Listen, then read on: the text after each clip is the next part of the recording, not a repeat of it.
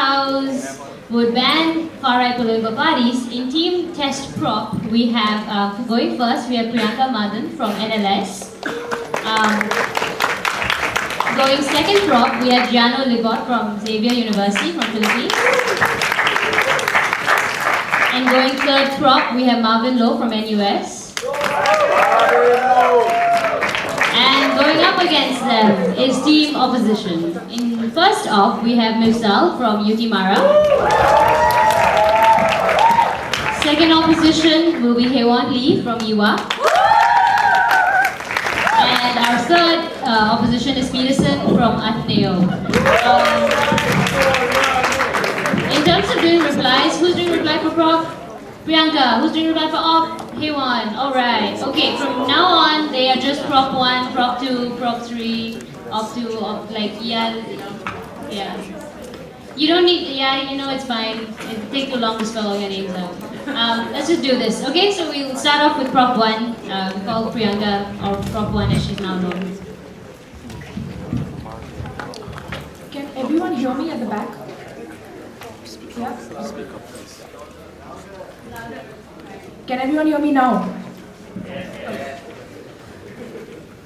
Mr. Speaker, ladies and gentlemen, on side proposition, we believe that a political party should be accommodative and flexible, and any political party which is not accommodative and flexible and does not espouse these values does not deserve to be called a political party in the first instance. So what are we talking about? On the motion that this House will ban far-right political parties, we set this debate as a house of 6 rational people. In countries like the UK or the USA, countries where there exists an inherently diverse population and there is no overwhelming majority in terms of a particular community, ethnicity, or religion. So what do we define as far-right political parties in that instance, right? We tell you that far-right political parties are political parties which have some sort of an extremely conservative ideology based or grounded in their close association with either a particular community, be it a religious group, be it an ethnic group or a racial group, or based on some kind of an idea of nationalism which is not relevant in society today, right? So what kind of parties are these? We are talking about parties like the Sinn Féin that existed in Ireland, like the BNP in Britain, and the emergence of neo-Nazis in Germany, which is extremely dangerous right now, right?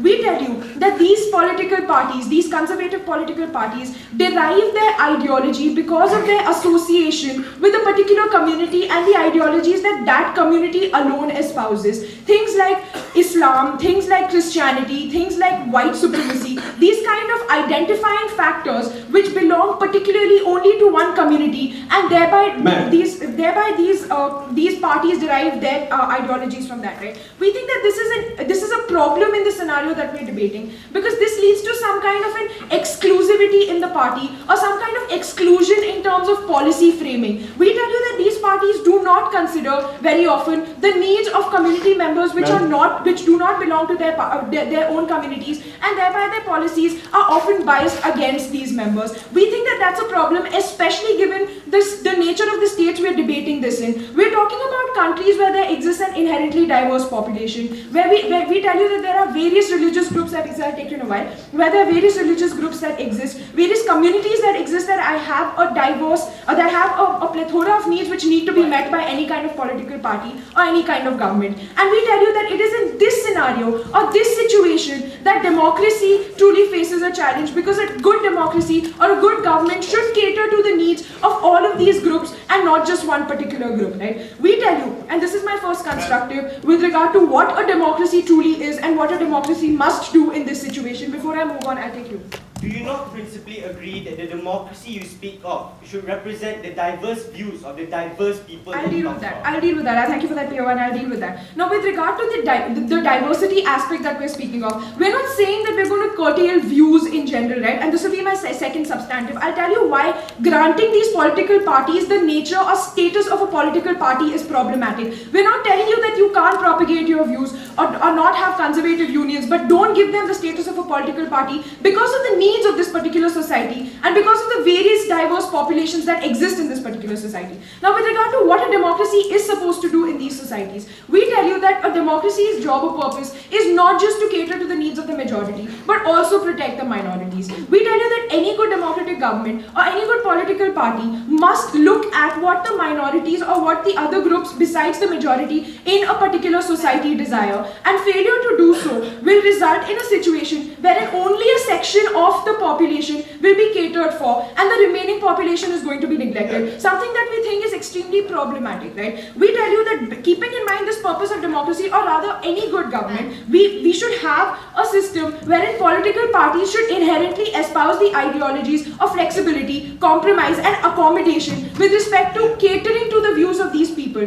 because we don't want a situation wherein a political party comes into power and neglects these people, right? And how do these political parties do this? And this is my second substantive. We tell you that they do this in two ways. Firstly, when they do come into power, and secondly, even before that, before the elections actually happen, right? We tell you that a political party which has this kind of a clout, or which has this kind of a support by virtue of its ideologies, by virtue of the fact that it plays on certain inherent sentimentalities of people, things like religion, things like ethnicity, and things like race, gather some kind of momentum in society, and then they pose a roadblock to policy formation, which is supposed to benefit everybody generally in society, right? We see this happening a lot, especially in the current context of elections that are taking place in the United States, wherein certain policies which are not agreeable to certain conservative groups will never get passed, or face a huge hindrance with respect to being passed by the Congress, because these political parties exist, and because these political parties do not want these to be passed in the first place, even though generally, objectively speaking, these policies might benefit everybody across the board, right? And why do they do this? Simply because of their ideologies of, say, religion or what they truly believe in, something that we think is a problem when compared with the general benefit of the population. Secondly, with respect to what happens when they do come into power, and this is much easier to understand, when they do come into power, all their policies are centered or revolve around catering to a particular group or understanding the needs of that one particular group. Again, something that is problematic because we don't want this to happen in a democracy. So what are we aiming to achieve with our move? And this is again with response to their POI. We tell you that we are not going to do away with the idea of conservative opinion. We don't believe that you should simply let go of all forms of opinion in democracy. We think that it's okay to have a conservative opinion, or okay to have an extreme religious view, or an extreme ethnic view, or if you really do believe in white supremacy and we can't do anything about it, well then we can't do anything about it. But what we do tell you is that it's problematic for you to sanction this view in the form of authorizing the status of a political party to this view, right? We tell you that you give some sort of legitimacy to this view or to this ideology being propagated in a country which is so inherently diverse, in a country which so inherently has different viewpoints, by allowing it to be meted out to the masses by virtue of it being a political ideology, by allowing the channels that a political party can use to propagate its ideology, by allowing for that kind of a viewership and also that kind of media propagation for this ideology. We think that that's the problem in these societies, because very often these kind of separatist ideologies, when they are backed up by political sanction, harm the population more than anything else. We've seen instances wherein political parties have gone around propagating extremist separatist ideologies, which have triggered some kind of a revolt, or which have triggered some kind of a disharmony within society or dissent within society. Something that we think is inherently problematic when you are supposed to be catering to the needs of a large and diverse population. So what have I told you in my speech today? I've characterized what a far-right political party is and what it's based on. I've told you what kind of policies these far-right political parties will forward in all situations, and what the requirements of the society that we are debating in today are. I've told you how these far-right political parties are a hindrance to the political democratic process, and how our move attempts to curtail this kind of hindrance or to do away with it at the very first level. And for all those reasons, I'm very proud to propose.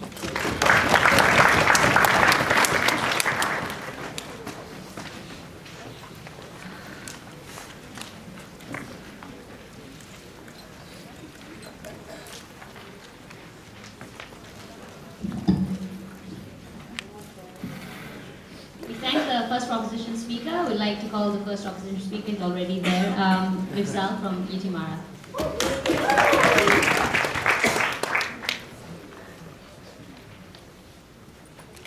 Mr. Speaker, the very thing that side government wants to prevent, which is the tyranny of the majority over minority views, are the exact same thing that they fight for under the mechanism, Mr. Speaker. Because under their proposal, minority views in society, like social conservatism or any sort of conservatism, will now be effectively and legislatively blocked out from the political spectrum, Mr. Speaker, and they will be forced to not be able to change any form of legislation within their country, just because they made an arbitrary decision that their views are not good enough. So we think it's principally inconsistent for you to fight for minority views when you don't represent the minority at all. So what does side opposition stand for? We stand for what status quo is, Mr. Speaker. That we draw the line when there is inherent harm in the kind of speech that you engage in, when you incite violence against minority groups, or when you engage in hate speeches. And that's where the tangible harm comes in. But when you have conservative views, or whether or not you think immigration is a problem, or whether or not you're conservative when it comes to religion, that shouldn't be the yardstick to what you place you place the limit on, Mr. Speaker, and I'll tell you why in my speech. But before that, let's go on to some of the rebuttal.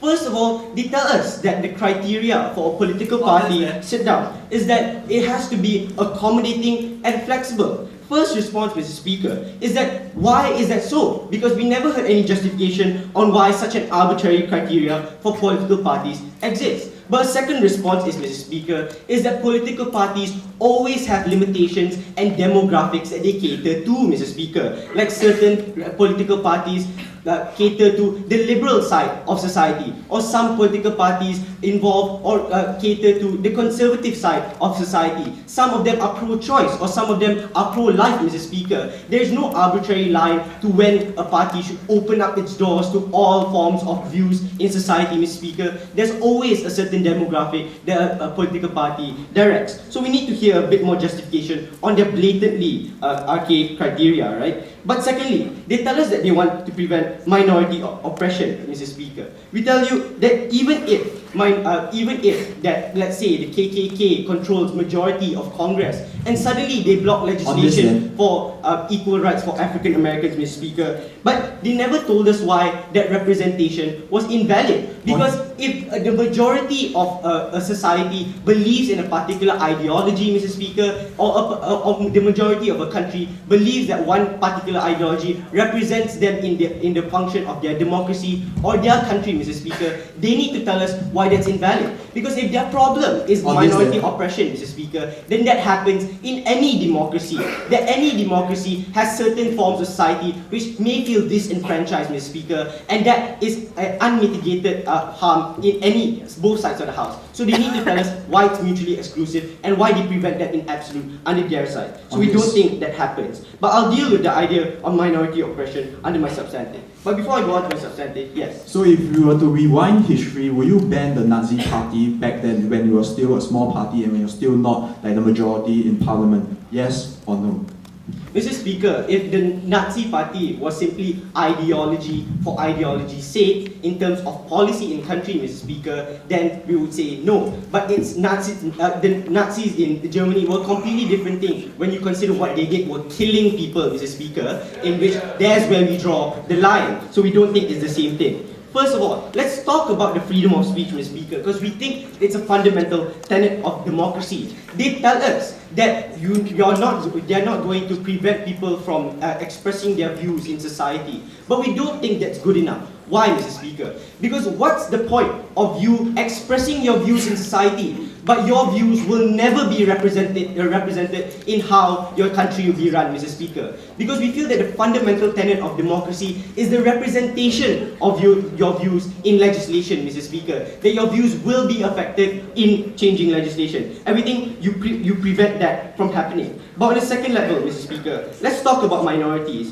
Because if they make an arbitrary standard on what's good and what's bad in terms of views, Mr. Speaker, political spectrums change over the years. What was the black civil rights movement previously was seen as radical in those times, Mr. Speaker, but now it's seen as the norm. And we say that these political spectrums always change in society, Mr. Speaker. And if you place an arbitrary standard on that now, you'll never know if those political spectrums are beneficial to society or not if you don't allow society to engage with those ideas in the first place. But on the second idea, when do we ever ban things, Mr. Speaker? Is that we always ban speeches when it incites harm into to another party, Mr. Speaker. That it causes direct harm, or you ask people to go and kill a certain minority group, or you ask a certain party to a certain individual to go and discriminate against other people. And we don't think these conservative parties fulfill that criteria. Because if all you're fighting for, Mr. Speaker, is immigration laws from the BNP, or affirmative action if you have Barisan Nasional in Malaysia, Mr. Speaker, then we don't think that fulfills the criteria of affecting direct harm onto an individual. So we don't think that that fulfills that criteria. But on the last idea, Mr. Speaker, we'll talk about the free market of ideas. Because we think that the free market of ideas is extremely important to a democracy. That's why I asked that POI, Mr. Speaker, that why won't you allow a democracy to represent the diverse views of that diverse community that you wanted to protect so much? Because we have to recognize, Mr. Speaker, that acknowledging that they have diverse views, that we have to defend those diverse views as well. But firstly, if they're worried about bad values being represented in government, we think so that doesn't happen, because bad ideas are naturally weeded out in the free market of ideas. Because if we look decades ago, the KKK was rampant in their ideology in lynching the African Americans. But we don't see support for the KKK right now. In fact, the KKK is practically inexistent. Why? Because immoral and violent ideas are naturally weeded out because society knows that's immoral, Mr. Speaker. And society isn't stupid enough to suddenly feel, oh, they're a political party, therefore I should support them. There is a bit more moral considerations when it comes to supporting a political party, and these parties are naturally weeded out. But secondly, we lose our ability to moderate these parties when we go under their policy, Mr. Speaker. Because direct engagement on the political level, Mr. Speaker, allows us to tell them and their demographics, Mr. Speaker, why they are wrong and why their views should not be taken accounted for. And we can change the minds of those people that support them. And we think that's extremely important. For all those reasons, we are extremely proud to oppose. Thank you.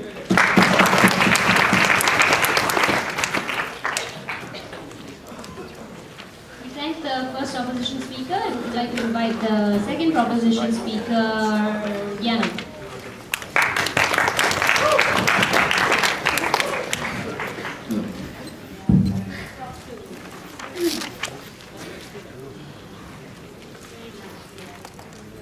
Ladies and gentlemen, from side proposition, we think that liberty for liberty's sake should not be the overriding narrative for democracies. We think that liberty in many cases should always be attached with reason.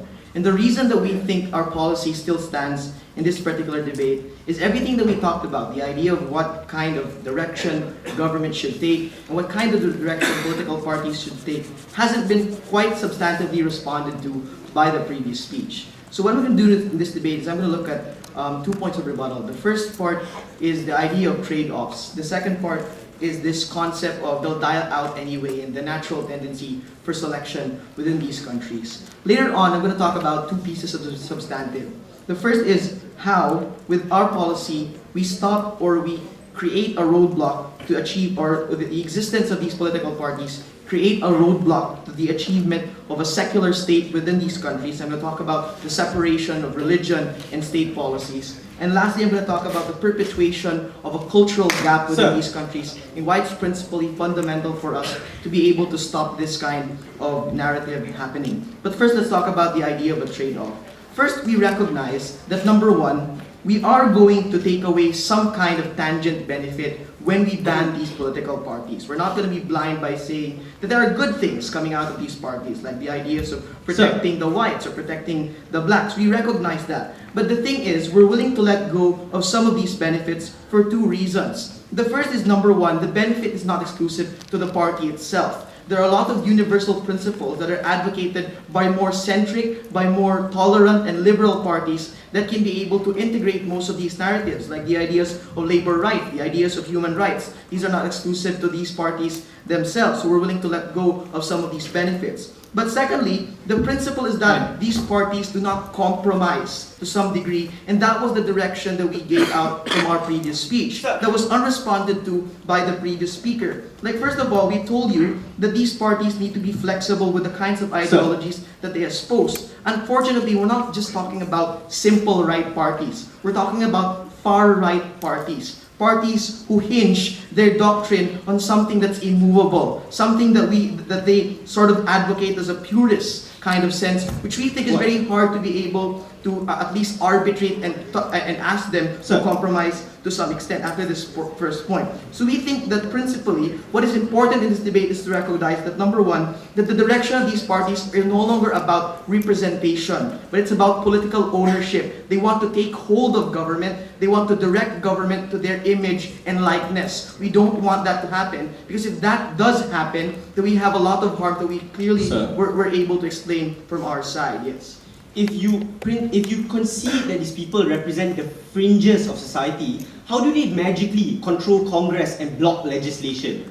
Number one, when you accept that they should be recognized as political parties, it means that you are accepting to some degree a realm of possibility that they will get hold of power. That was the neo-Nazi example that we gave out via our POI. If what you're saying is that you're only going to ban them if they produce a harm, the problem is the harm will happen if they are in power. The harm will happen if they participate in the discourse. The harm will happen because they are part of the political process. We're not willing to wait for 10 years to be able to suddenly wake up and suddenly a new neo-Nazi government is taking hold of Germany and advocates similar principles like genocide or the Holocaust. We don't think that erring on the side of caution is a bad idea in this particular debate. The last point is this idea of whether or not they're probably going to die out anyway. Like, look, we're obviously living in a new age wherein these kinds of political parties have evolved their kinds of narratives. But even if they've been able to mask this, it doesn't mean that these kinds of ideologies are still right.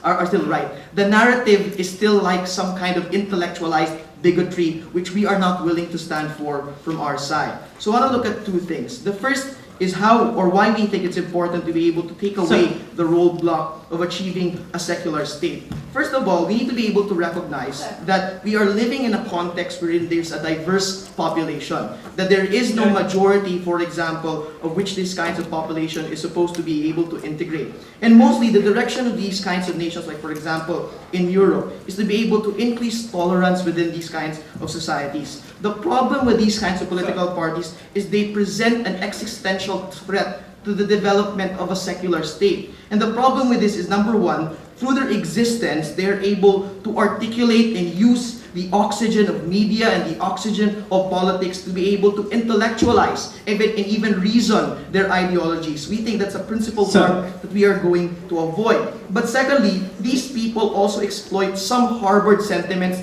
that are existing within the region itself. We recognize that for integration in many of these societies, it's very hard, for example, to deny some white people feeling, alienated or maligned by the existence of other blacks or other, religious Muslim minorities. But we think, for example, with the existence of groups like the BNP, what you naturally do is that you naturally allow them, for number one, to appear in the BBC, to explain their political platform, and make this something that's reasonable in the option or the menu of people who are going to vote in these kinds of processes anyway. What we are doing is that we are naturally taking away that option because, number one, that option is abhorrent, but secondly, allowing that option to be able to be allowed for anyone or a layman or a white to be able to vote on this is a principal harm in itself. We don't think that liberty should exist for liberty's sake, and that's why we espouse the separation of these ideologies with the separation of the state's goal. The second thing is the perpetuation of a cultural gap within these societies. Number one, although we think that these societies are naturally diverse, these societies already have some degree of cultural majority and cultural minority. The existence of these kinds of parties perpetuate the power dynamics within these kinds of governments. And this becomes extremely hard to be able to deal because, number one, we sort of allow these parties to create policies that will drive these minorities either to the slums or to areas wherein they will not be protected by the government or a less secular government. And we've seen this in the past, wherein we were able to create ghettos within these kinds of communities, it was very easy for us to target and malign these kinds of people. And it was very hard for these people to be able to integrate. And that perpetuates the divide within these societies, which we don't think is a natural progress for these kinds of societies to do. So we think that, number one, it's important for us to recognize that we don't give out any kind of right. because the right we're trying to espouse for is a right that will facilitate other rights. Unfortunately, far-right parties do not do that. They only facilitate selfish, purist, and agenda rights that we are very proud to stand by from a proposition we are very proud to propose.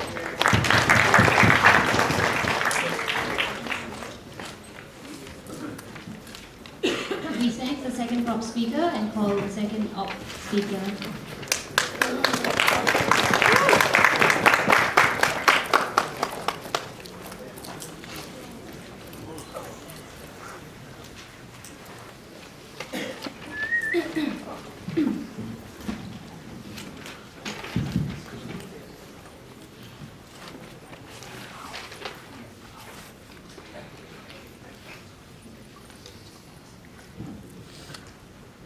Mr. Speaker, what we hear from the government side is they demonize exclusion. They do not like the idea that these particular extremists or radical guys do not like to share things and do not like to be flexible. The very thing they, however, want to do as a solution to that is to exclude these guys and say, you know what, you guys are simply not good enough for us. You will never be good enough for us because your values will never be accepted by us, Mr. Speaker. We think that's very, very undemocratic and very, very they actually lack a lot of justification. They haven't done any proof at the end of their two speeches. Before I go on to my substantive argument, let's have a look at what the things they've brought up. Basically, first thing that they said is they do not like liberty for the sake of liberty. Agreed. We don't think liberty per se, has this free slashes going on. We already told you from the leader of opposition that you cannot institutionalize things like murder. You cannot institutionalize bad things like killing people and going on massive genocides. What you can institutionalize is to have a validity of your opinion so that your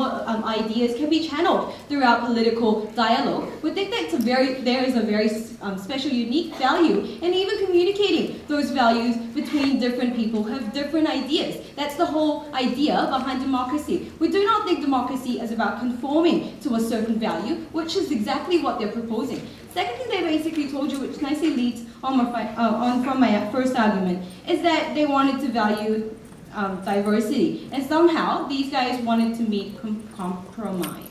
Now the thing is, Mr. Speaker, what they're proposing is they're not proposing middle ground or integration of different values. They're proposing conformity, simply saying that we don't like you, therefore you need to conform to what we think is right. The thing is, they've never given us any justification as to why these values are not or never be in the future valid at some point, not engaging at all to my first speaker's argument about shifting and evolving spectrum of political sense, Mr. Speaker. We think that's very, very bad, right? And they also said this is intrinsic, that they're never going to change, right? The thing is that just because you have state ways, that doesn't automatically lead to folk ways. Just because the state says this is bad, suddenly these religious communities and extreme communities are going to change and accept the legislation just because you kick these guys out. The thing is, actually, you're going to create the situation where there's less reason for these communities to accept legislation because they now lack representation. They no longer have the channel to represent their voices, and we think that's going to lead to more harms and more danger at the end of the day. Last thing was basically this. They're very, very scared and saying this is a danger because they're going to dominate the political power. Thing is, they never analyze why this political domination suddenly happens, Mr. Speaker. You live in a democracy where you need legitimacy in order for a certain domination of values. You need that dialogue, and the whole process needs to go through before any value dominates. We need that proof from the next speaker very, very late. But anyhow, let's have a look at what the idea, actually last idea they said, is political seat itself is bad because you're giving them this power and you're opening up the possibility, no thank you, possibility for domination, Mr. Speaker. The thing is, we already told you from the very beginning, just because you have a seat in the political party, that doesn't necessarily mean we endorse every single idea that you bring up. That's why you have to prove your legitimacy to convincing the public, just like we're doing now, Mr. Speaker. We think the very value of debate is to persuade and convince us why your value is, at the end of the day, legitimate, and we think that that dialogue is very, very valuable. But before we go on to my arguments,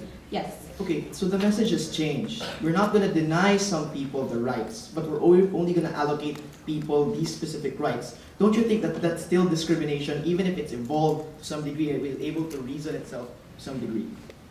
Okay, the question is basically, why are you discriminating these guys without enough justifications and saying that, you know what, we're going to still not allow any form of political voice just because your values are not shared with the rest of the society. We think the very value, like these guys conceded, is that there is a diverse idea, and to some extent, especially if you want to talk about religious values, these values are extended self, and you actually think there is no reason why we should actually ask and demand these people to suddenly conform. Let's have a look at my substantive argument. I'm going to bring out the idea of backfashion and what's going to happen far more dangerous than what you're describing. I'm going to divide this into two levels of analysis. First thing, why is transparency incredibly important? And second of all, why it's going to radicalize these political views even more. Now, number one, let's have a look at the idea and value of transparency. Now, I'm not going to argue like simple black market argument, right? But the thing is, right, when you actually deprive these guys of this political avenue, the only channel they have to go to answer their demands and answer the intense anger or the intense desperacy to spread their ideology is to incite violence and to get attention. We also see in the cases of radical terrorists who actually think that the society has failed them and the society has denied them. They have no other reason to actually spread their values other than the radical means that they're resorting to. Madam Speaker, why is this transparency especially important, right? They told you these guys are dangerous, therefore let's deny them. We think opposite, right? If these guys are actually dangerous, that's no more reason why you need to befriend them and have them close by you. Just to make sure that you know what these guys are up to, just to make sure that you still have these guys within your reach. Make sure, politically and legitimately, you can actually limit, and constrain these guys' activity if that's not right. Why, Mr. Speaker? Because number one, if you give them the political seat, especially the value of political party and that position, is that you can legitimately suppress the values that have already been proven by the public to be unjust or bad, right? We think if you suddenly deprive these guys of that legitimacy, you no longer have the reason why, or actually the justification to suddenly suppress whatever these values are. But second of all, why is it going to extremely radicalize these guys? Because now they no longer have these channels to diffuse their intense feelings, intense values. Now, two things again. Number one, the reason why there is special and unique value of having them and maintaining them under state person is that still bound by democratic values. You cannot do certain things like murder, and you cannot do things like Nazi